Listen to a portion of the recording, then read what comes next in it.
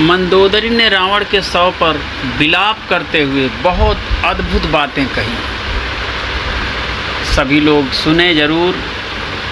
काल विवश पति कहा न माना, अग जगन्नाथ मनुज कर जाना। हे पति रावण, काल के पूर्ण वश में होने से तुमने किसी का कहना नहीं माना और चराचर के नाथ परमात्मा को मनुष्य करके जाना। पति गति देखी न करहि पुकारा, छूटे कच नहीं बपुस संहारा। उर ताड़ना करहि विधिनाना, रोअत करहि प्रताप बखाना। पति की दशा को देखकर वे पुकार पुकार कर रोने लगी। उनके बाल खुल गए, देह की संभाल नहीं रही। वे अनेकों प्रकार से छाती पीटती है और रोती हुई रावण के प्रताप का बखान करती है।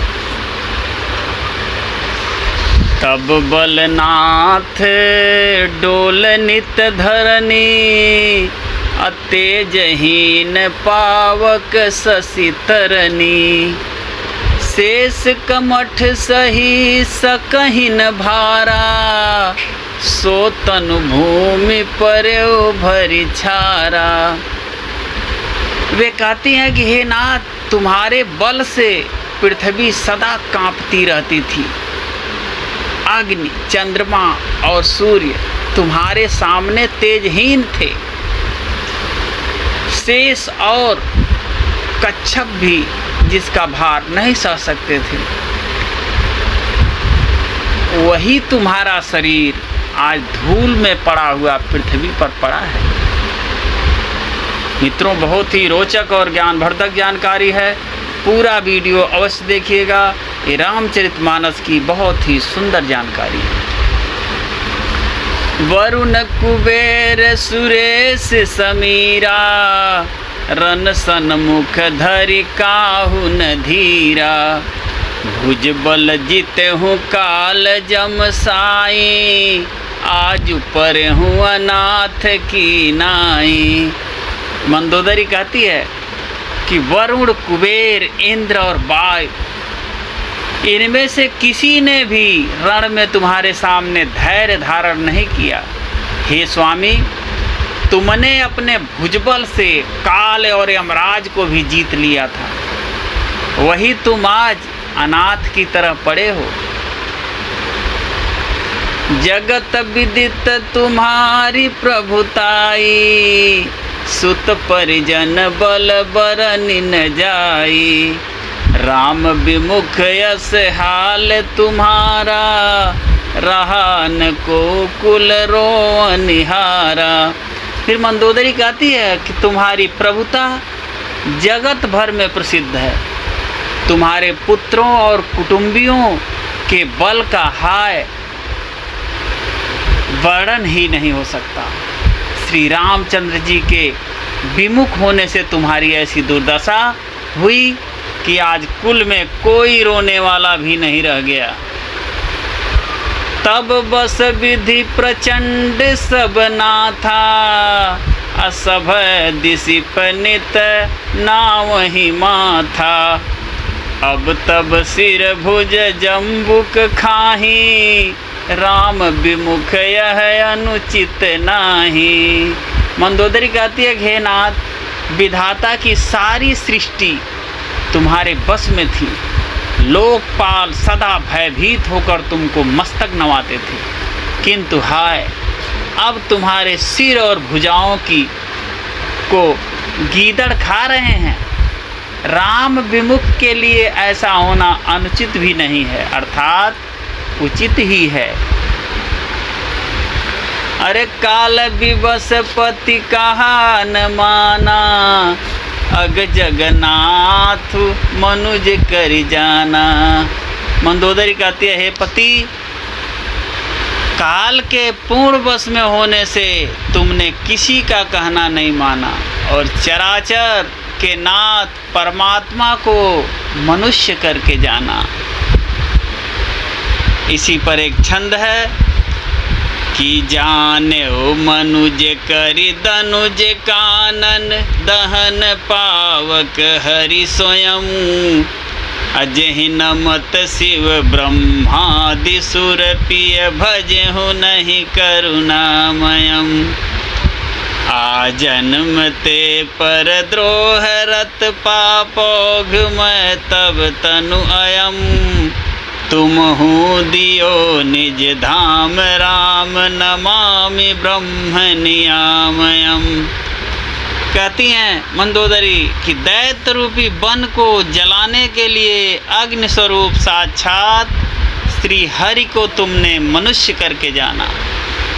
शिव और ब्रह्मा आदि देवता जिनको नमस्कार करते हैं उन करुणामय भगवान को हे प्रियतम तुमने नहीं भजा। तुम्हारा यह शरीर जन्म से ही दूसरों से द्रोह करने में तत्पर तथा पाप समूह में रहा। इतने पर भी जिन निर्विकार ब्रह्म श्री राम जी को तुमने अपना धाम दिया उनको मैं नमस्कार करता हूँ।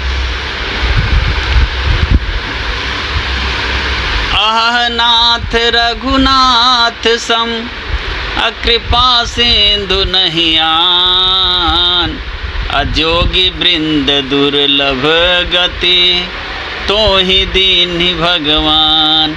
मंदोदरी कहती है अह नाथ श्री रघुनाथ जी के समान कृपा का समुद्र दूसरा कोई नहीं है। जिन भगवान ने तुमको वह गति दी जो योगी समाज को भी दुर्लभ है।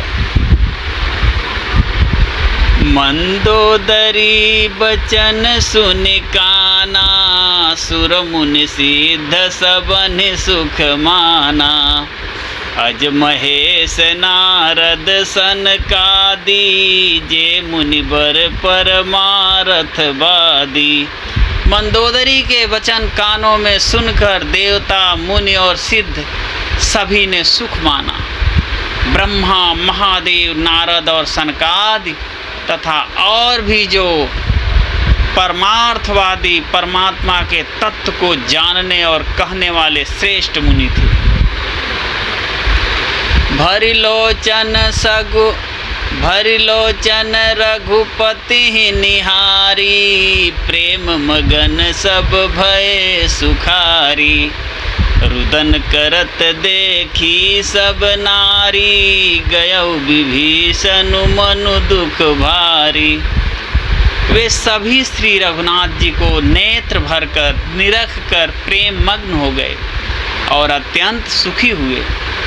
अपने घर की सब स्त्रियों को रोती हुई देखकर विभीषण जी के मन में बड़ा भारी दुख हुआ और वे उनके पास गए। बंधु दशा बिलो की दुख कीन्हा तब प्रभु अनुजहि आय सुदीन्हा लक्ष्मण तेहि बहु विधि समुझायो बहुरी विभीषण प्रभु पहि आयो। उन्होंने भाई की दशा देखकर दुख किया। तब प्रभु श्री राम ने छोटे भाई को आज्ञा दी कि जाकर विभीषण को धैर्य बंधाओ। लक्ष्मण जी ने उन्हें बहुत प्रकार से समझाया। तब विभीषण प्रभु के पास लौट आए। अरे कृपा दृष्टि प्रभु ताहि बिलोका करहु क्रिया परिहरि सब शोका किन्हि क्रिया प्रभु आय सुमानी विधिवत देश काल जिय जानी। प्रभु ने उनको कृपा पूर्ण दृष्टि से देखा और कहा कि सब शोक त्याग कर रावण की अंत्येष्टि क्रिया करो। प्रभु की आज्ञा मानकर और हृदय में देश और काल का विचार करके विभीषण जी ने विधिपूर्वक सब क्रिया की।